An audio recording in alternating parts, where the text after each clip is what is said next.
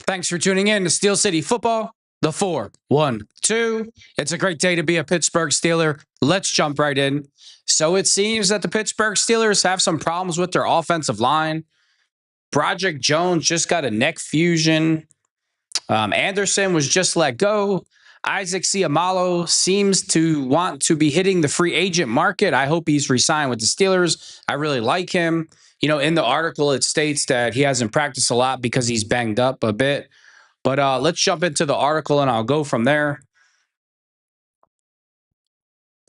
This is the last thing I wanted to read today about the Steelers' offensive line having this many problems. You know, before he was injured, I thought, last year Broderick Jones was really coming on. He was playing. I thought he was playing a lot better. Some people will disagree with me, but I did think he got better last year right before the injury. DeFabo writes, Broderick Jones had fusion surgery following neck injury. That's pretty serious, though. Pittsburgh Steelers GM Omar Khan stated earlier last week that the team is closely monitoring fourth-year offensive tackle Broderick Jones' recovery from a season-ending neck injury last year that ultimately required surgery. Khan said Jones obviously suffered a significant injury that led to surgery. He added that it was a good question whether Jones will be healthy to open the season. Now, thanks to a report from the Athletics' Mike DeFabo, it's a bit clearer just what Jones and the Steelers are dealing with. When left tackle Broderick Jones was injured in Week 12, the Steelers initially downplayed it and suggested he had a chance to return before the playoffs. However, fusion surgery in Jones' neck could be a major curveball that changes plans in the short and long term, DeFabo writes. I mean, at the initial injury, when you saw him walking off the field, I didn't think it was that serious, but anytime you have a neck injury, it's serious. Mike DeFabo writes back from the combine what I'm hearing about Rodgers' latest, a market for Muth, Highsmith, Herbig, Broderick's injury. At cornerback, Steelers talking with pending free agents, draft to unlikely, meeting with 26 quarterbacks. Whatever. I mean, it's a lot of speculation. So the injury occurred in Week 12 when a Chicago Bears defender leaped and came down awkwardly on Jones, compressing his head and neck down into his shoulders. Initially, the Steelers called it a stinger. See, that's what I thought. Let's watch the play. That's exactly what I thought.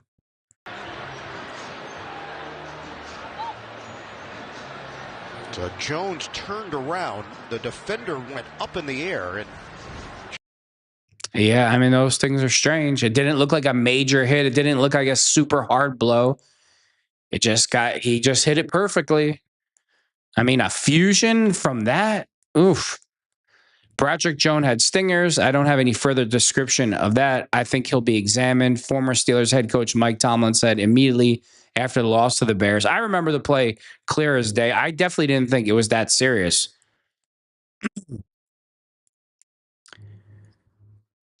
Khan admitted as much. He said at the combine that Jones' medical outlook will play a factor in the Steelers' decision regarding his fifth-year option ahead of the May 1st deadline. The Broderick situation, we're monitoring the medical part of it, that has something to do with it, Khan told reporters, including our own Joe Clark and Ross McCorkle, regarding Jones' fifth-year decision. Well, I mean, the Steelers did sign Asante Samuel Jr. He had a neck coming back from a neck issue. So, excuse me, I'm sure they're just going to play it by what the medical reports state.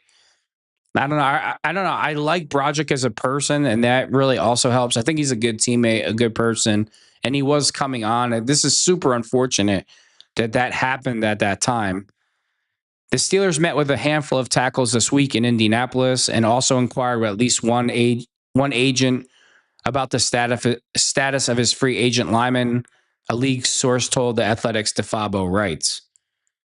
But they also let go of Anderson. I always confuse Calvin Anderson with, here we go. Pittsburgh is also reportedly releasing veteran backup offensive tackle Calvin Anderson, which would clear room behind Jones and Dylan Cook at the position, giving themselves a chance to add a player with more versatility at both tackle positions moving forward. Oh, why?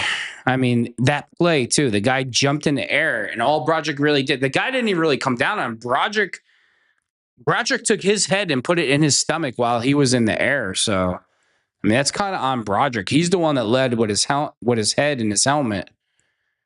Maybe he just pushed with that much force. Maybe he's that strong. I mean, your neck bones. Yeah, I mean, you get it. But coming back from that injury, I hope Broderick's doing, those neck exercises all the time.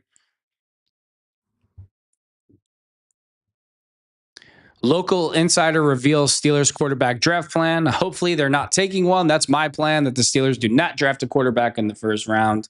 I don't think any quarterback is worth taking in the first round. Let's hope that's what it says. The Pittsburgh Steelers need a long-term answer at quarterback, but in a 2026 draft class without many options, the team won't force the pick and make the same mistake it did with Kenny Pickett. Per the PPG's Jerry Dulac, the Steelers have no intentions of using the 21st overall pick on a quarterback.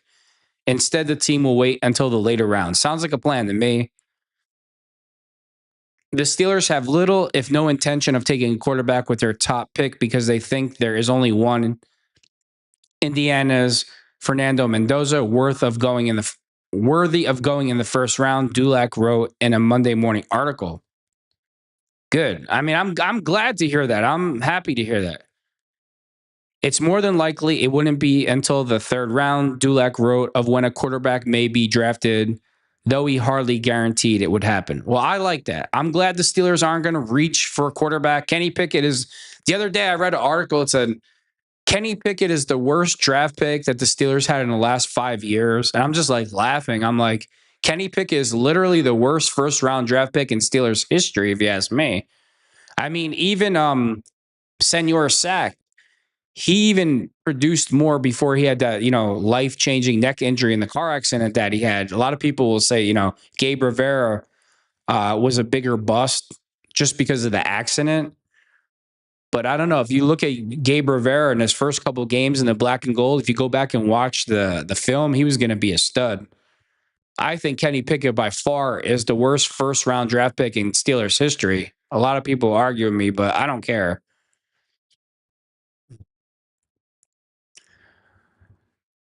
I just can't take Kenny Pickett's attitude and mentality. He's absolutely sickening.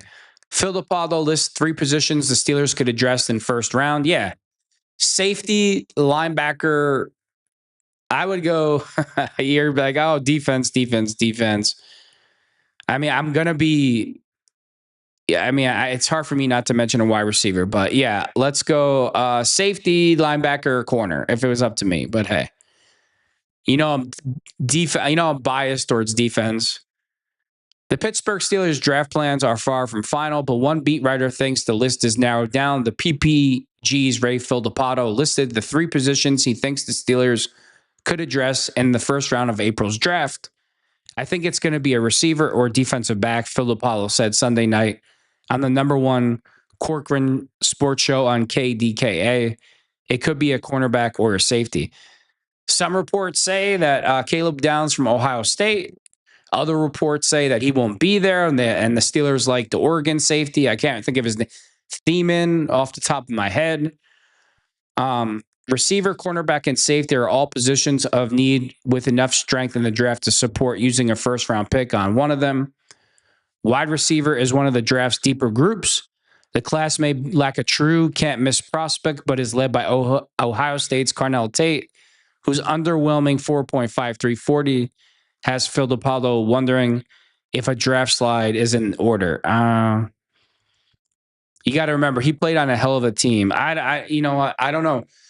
If he's not a sure lock, if he's not a sure thing at wide receiver, and the defensive side of the ball is, and the defensive players are extremely athletic and they have big numbers on defense, you're going to say, oh, you're always biased. You always want defensive players. I'm taking the defense. I'm not taking a slower player, that wide receiver from Ohio State.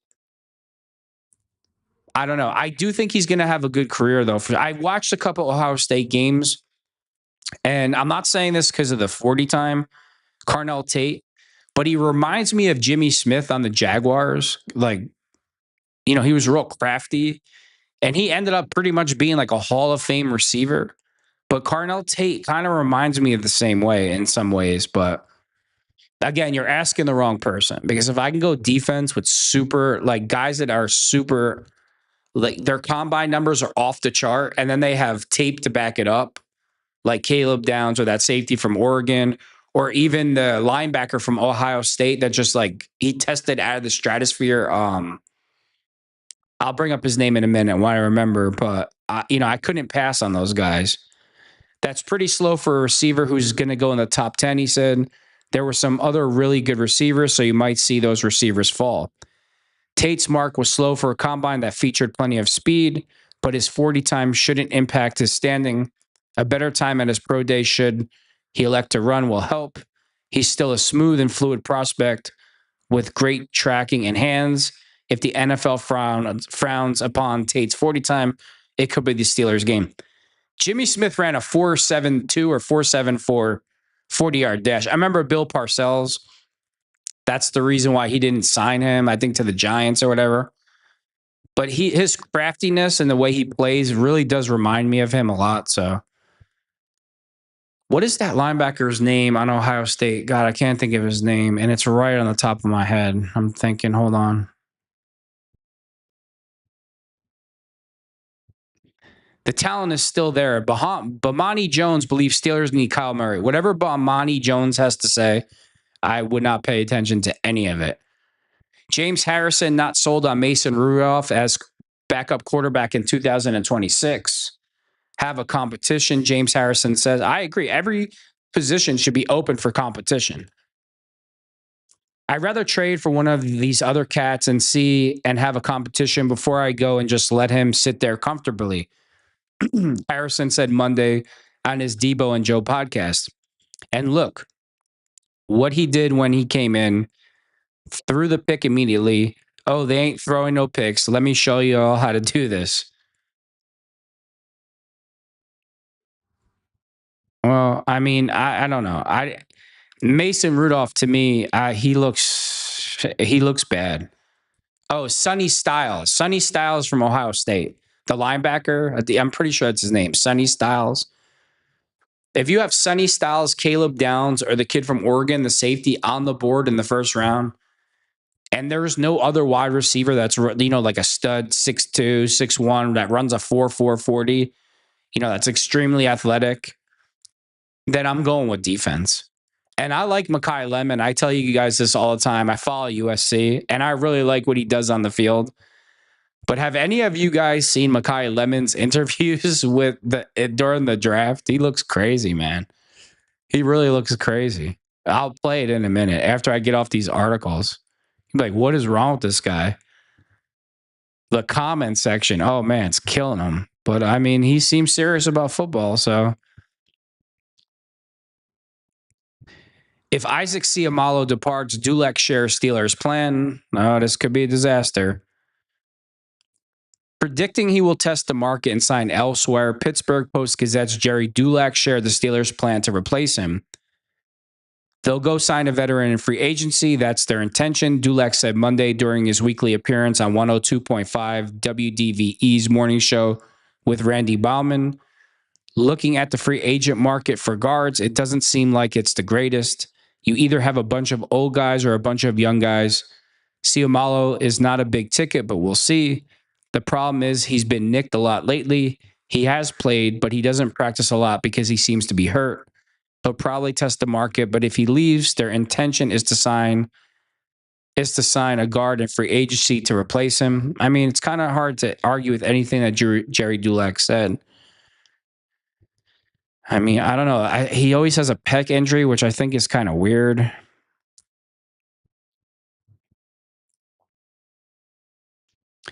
SEUMALO may not be a big ticket around the league at his age, but there's a good chance he signs the biggest contract of the Steelers' departing free agents. That will return a comp pick to the Steelers in 2027, but the return is capped at a 5th-round pick due to his 10 occurred seasons as an NFL veteran. Well, I don't know. I don't want him to go. Hopefully he, works with a different trainer. We can get rid of all these soft tissue injuries. I like him as a person and a player. I mean, I know I shouldn't let my feelings or emotions dictate who stays and who goes, but Again, if he's the best player on the market and there's no other player better than him, then I think we should re-sign him.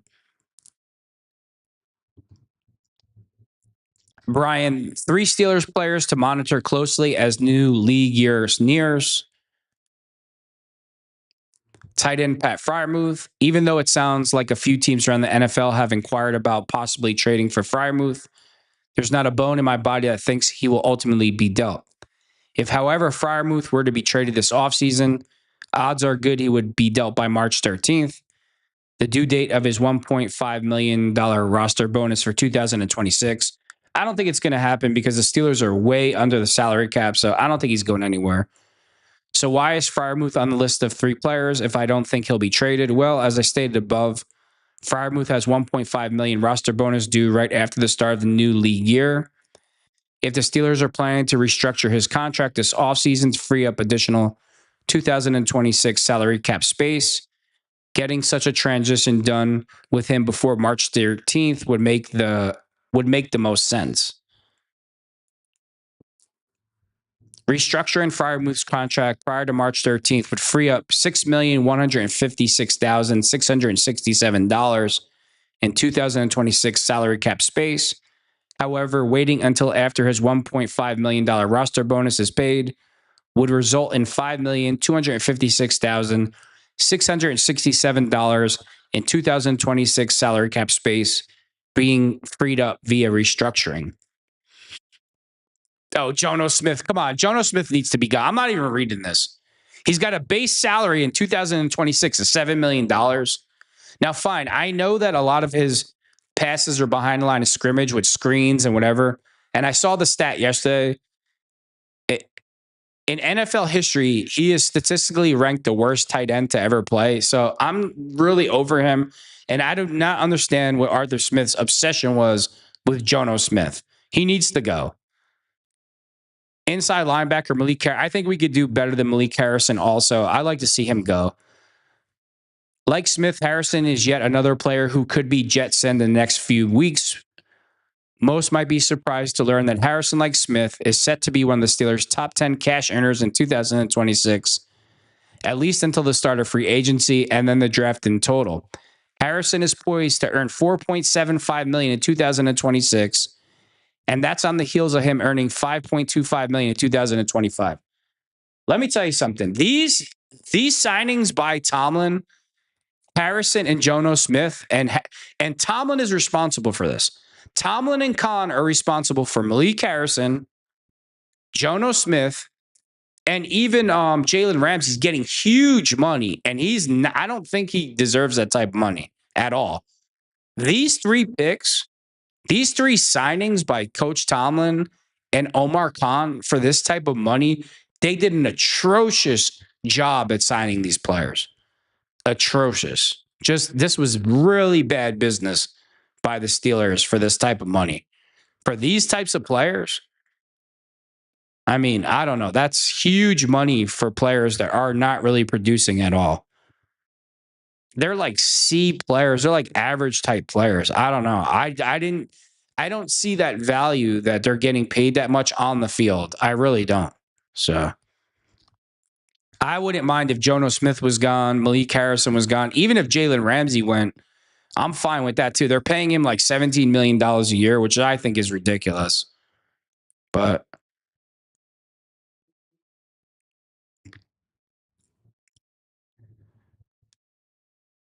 James Harrison says, can't take that chance. James Harrison against Steelers pursuing Jaguars wide receiver Brian Thomas Jr. One, I just don't think it's going to happen. Harrison said Monday on his Debo and Joe podcast. 2, I wouldn't pursue it. I don't like his decline in his performance over last season, and he would be coming to Pittsburgh and playing in not ideal weather. And you was down there in Jacksonville. I can't take that chance if I'm the Steelers. Thomas was the Jaguars' 2024 first-round pick, and he had a great rookie year, catching 87 passes for 1,282 yards and 10 touchdowns. He made the Pro Bowl and looked like one of the best up-and-coming receivers in the league. Well, what the hell happened? However, Thomas didn't build on that success in 2025. He instead took a step back, recording only 48 catches for 707 yards and 2 touchdowns in 14 games. Also, he had major problems with drops, having 10 throughout the season, according to Fox Sports. While he had 7 drops in 2024, that was with 40 more targets, so his spike in drop percentage is concerning. Well, I definitely don't want him either. Harrison went on to say, Joe Hayden went on to say, because of that, former Steelers corner Joe Hayden agreed with co-host take on Thomas. We need hand-catching receivers that are natural catchers, Hayden said. I don't know if he's a natural catcher of the ball. We don't need people that's coming off any type of drop ball stuff. We don't need that. That's your job description. You're an NFL wide receiver. Drop balls are the reason why you aren't in the league. Exactly. I don't know. Look, I know it's not as easy as like, okay, you could just get a Randy Moss anytime you want. But if we're going to spend a big pick or spend huge money on a receiver, he better be putting up huge numbers and he better not have no type of psychological issues at all. I mean, I'm traumatized. All Steelers fans are traumatized from the wide receivers that the Steelers sign or pick up in the draft. So, we really need to get this right. I don't know. It just seems, out of all the positions that we got problems with, the wide receiver position is the worst for the Steelers. So if we could see that there's something mental going on here, whether it's him, whether it's Tyreek Hill, whatever the problem is, just say no, thank you. And that goes back to the Ohio State receiver. I can't think of his name now. But if his head is glued on straight and he doesn't have any drops, and you could tell like he's going to come to practice and work his ass off and he's going to block and his character is there. I mean, he ran a 4.59 40. He looks like a taller, lankier receiver. They say he tracks the ball well, strong hands. I did see him play 2 or 3 games. There is something like a quality that I like about him, the way he carries himself. But if he is not a head case at all and he can catch that football and he runs he ran a 4.59. It's not super slow. But it's not what you want. It's definitely not what you want him to run faster. But I'm willing to take the first round pick on a guy at the wide receiver position that is not going to be a problem. I'm willing to take that chance because we really need to get this right. It's getting out of hand already. It just seems like any player that we talk about playing receiver for the Steelers is a mental case or can't catch the football. So it's like, what the hell's the point? I know for the most part, DK Metcalf, played well, decent last year. I don't think DK Metcalf is a number 1 receiver. I think he's a number 2 receiver. I say that over and over again. He always makes me nervous, like he's a head case waiting to happen, but it's whatever. So here we go. Kay Adams thinks that Steelers should trade for Anthony Richardson. Oh, yeah, Kay Adams, let's do that. Let's leave it to these wokesters at ESPNs with every idiot player that you can think of. Any guy that has mental problems, doesn't show up for practice, acts like an idiot, doesn't want to study. Every so-called ESPN analyst, so-called professional, always thinks that they should just go and play for the Steelers. Whether or not Aaron Rodgers returns, Kay Adams thinks Steelers should trade for Anthony Richardson. Oh, give me a break. This guy's a train wreck. Here we go. The Steelers have been a victim of their own success in the way it's gotten them stuck in the NFL draft, free agency purgatory. They need to break through, and this is a way around that. Anthony Richardson's skill set we know is undeniable. Adams said on Monday's episode of Up and Adams. It's like they say these things just to get street cred. This guy, he does not like to practice, and then on top of it, he's hurt all the time. 23 years old. I think Mike McCarthy can get the best out of him. Stability, good culture, top to bottom, whether Aaron Rodgers is back there or not. I do like this for Pittsburgh anyway. Yeah, well, you know what's the most important thing as a professional athlete? What is her name? Mary Kay. What's her name? I can't stand her. Kay Adams. Well, let me tell you something, Kay Adams. The most important thing for a professional athlete or a person on your team is the person going to be a mental case or be good in the locker room? And Anthony Richardson has all types of issues. So it's just whatever. Here we go. While his overall body of work isn't all that impressive and is the reason why he didn't win the starting job with the Colts last season, he's a number one pick that lost his job. He doesn't like to practice. He's always hurt. But according to the woke ESPN analyst, the Steelers should trade every draft pick they have to sign him. All right, I'm moving on. Because I can go on and on all day about how much money these idiots make. And once again, any player in the NFL free agency market that is a total mental case, that has domestic problems, that has concentration problems, that doesn't like to practice, that doesn't act professional, all these so-called ESPN analysts say the same thing. The Steelers should sign him. No, they shouldn't. You know, Tomlin's gone. You can stop saying these things. You're not going to get any more street cred. I mean, that was the cool thing to say when Tomlin was the coach, that Tomlin should sign all these problem childs.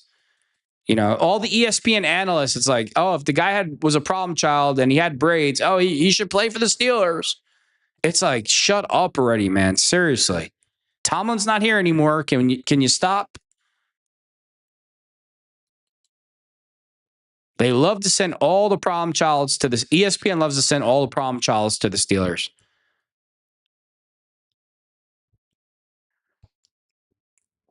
Here's the safety from Oregon. Analysts like safety Dylan Thiemann to Steelers in the first round, Minkah Fitzpatrick type. I watched him a couple times. He is athletic. At the 21st overall pick in the 2026 NFL draft, there are lots of different directions the Pittsburgh Steelers can go. One that would make a lot of sense is to draft a defender given the inconsistencies that the unit had last season. On that side of the ball, the safety position is certainly one the Steelers might consider. Adding to analyst Greg Rosenthal thinks Dylan Thiemann is a player the Steelers should consider. It was hard not to see him as not just a first-round pick, but maybe a first half of the first-round pick. Like there's potential that happens. I started thinking about the teams that could use him. For the Vikings as a Harrison Smith's replacement, it'd be a high for the Bengals, but they're absolutely looking for that type of player. The Steelers for like a Minkah Fitzpatrick type, Rosenthal said Sunday on his NFL Daily podcast. Everyone's looking for one of these types of players, and I think he's going to get taken somewhere in a top 25 pick. So yeah, that wouldn't surprise me either. Thiemann is an interesting prospect. At the very beginning of the draft cycle, his stock, seemed to be that of a late first round or early second round pick. However, his stock has really started to gain some steam, with Thiemann now being mocked near the middle of the first. And he's big. He's got really good size, and he tested off the board. His impressive performance at the NFL Combine in Indianapolis should only boost his stock. Thiemann ran a 4.35 second 40-yard dash, vertical jump 41 inches, and put up 18 reps on the bench press. NFL's Next Gen Stats rated his athleticism scored at 86, the highest of all the safeties in the draft. The athleticism he showed was impressive, and he has a well-rounded skill set along with that. He's very instinctive in coverage, especially in zone, where a combination of anticipation and speed makes it hard to complete any passes near him. He can play everywhere on the field, flies downhill against the run, and has impressive ball skills. I mean, I did see two or three of his games at Oregon. He was a very good college player. He did play, very good competition. And then on top of it, he tested off the boards.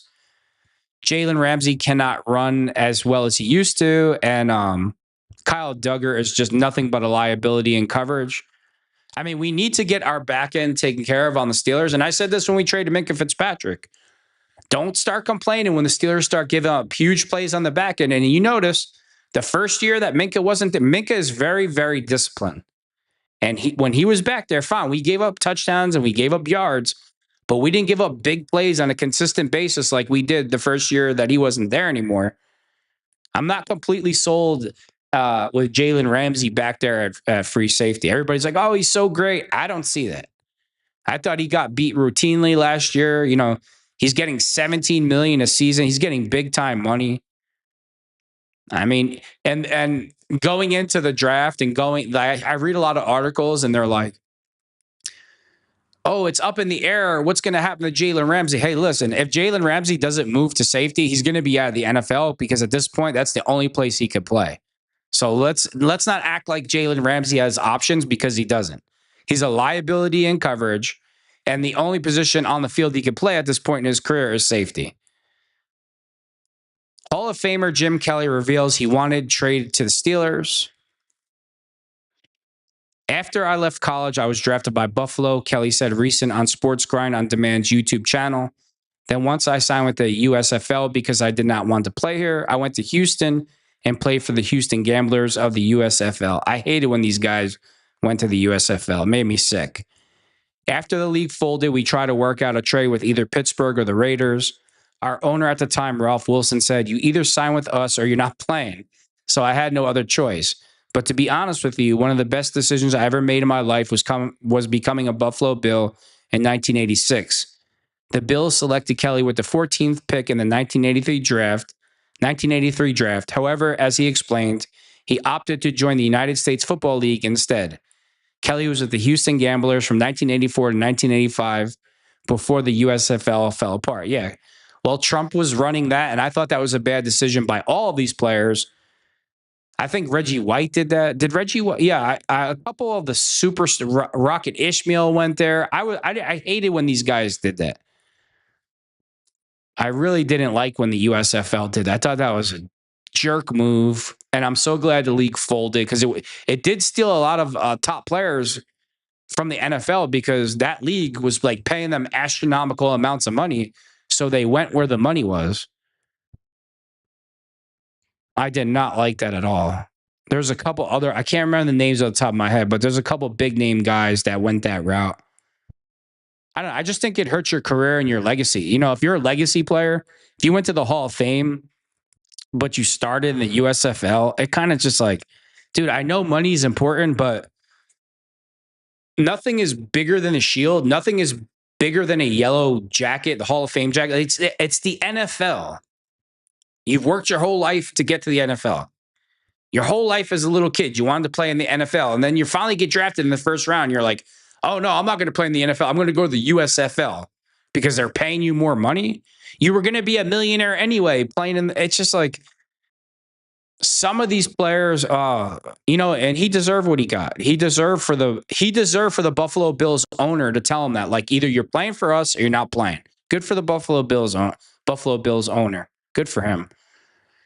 Kenneth Gainwell wants to test the market in free agency. Dulac says, might be a big mistake. 2 days after reporting that the Steelers are preparing to lose Gainwell in free agency, along with veteran guard Isaac SEUMALO, the Pittsburgh Post-Gazette's Jerry Dulac expanded on Gainwell Monday during an appearance on 102.5 WDFE. If he does leave, it'll be the first time since Neil O'Donnell in 1996 when the team MVP left the following year. It just seems kind of odd. Oh, you mean after Neil O'Donnell threw the Super Bowl? But hey, let's not get into that. It just seems kind of odd that would be the case. You know, Neil O'Donnell throws a Super Bowl, doesn't ride back on the team plane, gets into a limousine with his agent, and nobody thinks that should be investigated. But hey, he wants to test the market.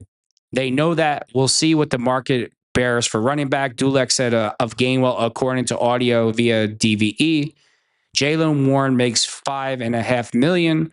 Are they going to pay him more than Jaylen Warren per year? I don't know about that. Sure, they like to keep him, but it's kind of like Justin Fields. He was a really good player for us last year. I don't know. I really do like Jaylen Warren. He's super explosive. And I didn't think, I'm like, oh, we're probably not going to get a back that you could say is better or outplays Jaylen. But Kenneth Gainwell, to me, seemed like he did outplay Jaylen Warren. If he's going to test the market, he's going to test the market. We'll see what he gets. Gainwell is coming off a terrific 2025 season. He rushed for a career-high 537 yards and 5 touchdowns on 114 carries, while also leading the Steelers with 73 receptions for 486 yards and 3 touchdowns. It's absolutely insane that in his whole career, that's the most yards that he's ever had, like that he wasn't, being used properly because he's a hell of a player. That came after Gainwell signed a 1-year, $1.79 million deal in free agency to leave Philadelphia. Eagles taking a chance on a larger role in Pittsburgh, I should say. The Athletic projects Gainwell to land a 2-year deal for $10 million, while Pro Football Focus continues to project a 2-year, $8 million deal with a $4 million guaranteed. Both of these deals seem reasonable for the Steelers, but Gainwell might try and land the third year or more money per year on the open market. I'm not going to get into Justin Fields' contract. They're trying to compare it to Justin Fields. I mean, he had a hell of a year. He's a great player. I mean, you might want to pay him. Super productive, real threat in the pass catching game. There's a lot of things to like. And just because and everybody, well, we got Caleb Johnson. Caleb Johnson, I said this from day one. He gives me Roman Wilson vibes. Some players, it's just not going to work out. And I don't think Caleb Johnson or Roman Wilson, I don't think either one of them is going to work out for the Steelers. That's just my opinion. I hope I'm wrong. I hope they go on to be Hall of Fame players, but most likely they're not going to be. That's just the vibes that I get. Then reports come out that Roman Wilson, he don't like to practice or he doesn't take it serious. His professionalism, that doesn't help the situation. So it's whatever.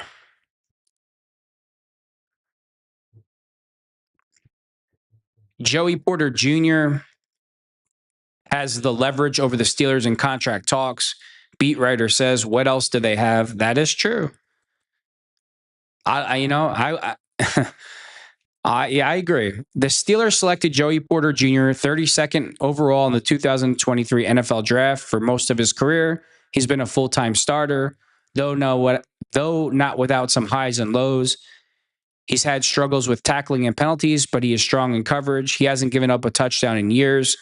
And while they don't have another cornerback at his level, as a second-round pick going into his fourth season, Porter's in a contract year, and that means if the Steelers don't sign him to an extension now, he is eligible for free agency in 2027. And if they have to bid for him in free agency, they could easily lose him to a higher bidder. Now, here, I hope the Steelers have learned from their mistake with TJ Watt and they get this deal done before the season. If you were smart, there's not a lot of cornerbacks on the market who can actually play. So let's handle this the right way. Let's get the deal done before it costs us more money in the long run. We all saw what happened with TJ Watt. Max Crosby sets the market, and then TJ Watt gets astronomical money. So let's be smart in this contract. Joey Porter Jr., I think in a lot of ways he has leverage over the Steelers. Brian Bacco said on the #1 Cochrane Sports Showdown last night, Corcoran. I mean, what else did they have coming back at cornerback? Let alone someone as young and as ascending as he is. Porter's rookie deal totals out to $11,480,754 over 4 years, including a $3,924,000 2026 base salary. Ray Filippo, part of the same panel, speculated his value would be in the $18 to $20 million a year range. At $20 million per season, he would just be inside the 10 highest paid cornerbacks.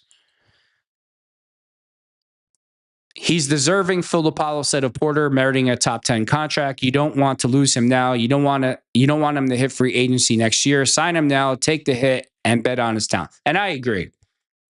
And the Steelers should definitely learn from their mistakes with TJ Watt. So he needs to be signed. Let's get the deal done. He has a legacy last name. I bash the dad from time to time, but that's a different story. But the son definitely deserves to get his money. So let's get him paid. Let's do the right thing. Let's not let him hit the free agency market. Now we got to pay double for him. That would make sense. But the Steelers are very, very strange with players that have proved that they can play for them. I don't know. They seem to treat the guys that have proven it like they give them a hard time about paying them. And free agents, they throw money at free agents like Jono Smith and Malik Harrison. It's like, here, rob us blind. Oh, you only wanted $2 million? We'll give you $4 million. But whatever. We're going to talk about the Steelers report card, which I think is ridiculous. Look, these players nowadays, they want their families to have like, caviar and lobster at the games and limo service and, hand warmers in the seats. It's like, I'm so tired of these players calling Art Rooney the worst owner in football or saying that he's cheap. Really? He's cheap? He didn't have to pay DK Metcalf the $50 million. He could have just cut him. He could have saved himself $50 million. I don't call that being cheap. He let Tomlin hang around for 19 years, paying him big time money. He was willing and able to let him come back and do it again after no results. So these players really piss me off sometimes. This is messed up. Former Steelers players agree failing report card for locker room well-deserved. Yeah, whatever. What do you guys want? You think there's a 5-star? They're just unbearable, these players. The Steelers earned the F- grade on the NFLPA report card for their locker rooms. Unsurprisingly, that ranked last in the league. It's hard to do worse than F-. While merely the grades leaked, Joe Hayden's comments indicate the players received more information akin to what the union released publicly in previous years, but is no longer allowed to. Whatever. Yeah, because making $30 million a year to play football is not good enough. Being able to go in any restaurant in Pittsburgh and eat for free is not good enough. Going everywhere you want to go in Pittsburgh and getting your ass kissed is not good enough. Art Rooney, he could have easily said, we're not paying DK Metcalf. Goodbye. Cut him, kept the $50 million. But according to all these players, Art Rooney, the third is cheap. And it's just like, shut up already. The one thing that is just glowing here is that locker room F- for sure. And when they state facts like 5 bathrooms, when we think about it, like that's just the way it was. That's not okay. It could be 100 people in that joint at one time. Then with the showers, it's not like a lot of them joints in there too. And in the locker room, when you walk in there, it's old, it's wood.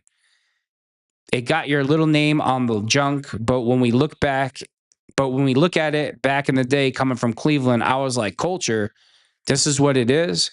But when you look at it, it's like, nah, this is messed up. We need to have bathrooms available. I don't know. Whatever. I mean, so it's not just the lockers, for example, the Steelers so it's not just the lockers, for example, that earned the Steelers such a bad grade on the report card. It's about the entire locker room, including apparently a very limited number of toilets. James Harrison talked about how it didn't even occur to him at the time, but that it's obvious. He said he would go into the bathroom and count the feet under the stalls. If all were occupied, he ran upstairs in hopes of hitting another bathroom. Should it be unoccupied?